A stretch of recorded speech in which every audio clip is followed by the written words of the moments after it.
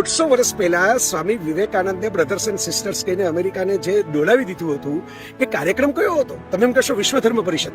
ના, એ કાર્યક્રમ હતો શિકાગોની અંદર ગ્લોબલ એક્સપોર્ટ ટ્રેડ ફેરનો. જેવી રીતે એવા એક્સપોની અંદર ફ્રાન્સની અંદર એફિલ ટાવર ક્રિએટ થયો, એવી રીતે એમાં એક વિશ્વ ધર્મ પરિષદનું સંમેલન રાખવામાં આવેલું ગ્લોબલ ટ્રેડ ફેરમાં.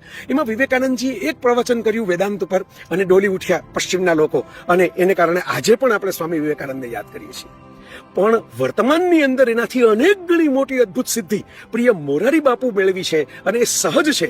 એટલે આપણે ઘણી વખત એ નોંધ લેવાનું ચૂકી જઈએ છીએ કે કયા પ્રકારનો સ્કેલનું એચિવમેન્ટ છે ભારત વર્ષ માટે.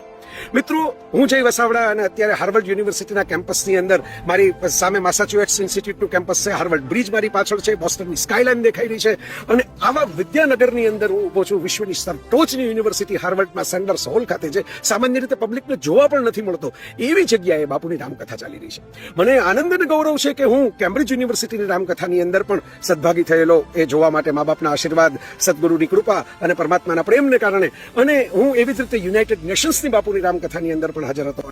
મિત્રો, સ્વામીજીએ એક પ્રવચન ટ્રેડ ફેરની અંદર શિકાગોમાં જઈને કર્યું, એને કારણે કેટલી ભારતના વેદાંતની સિદ્ધિઓ છે એ પશ્ચિમની દુનિયા સુધી પહોંચી.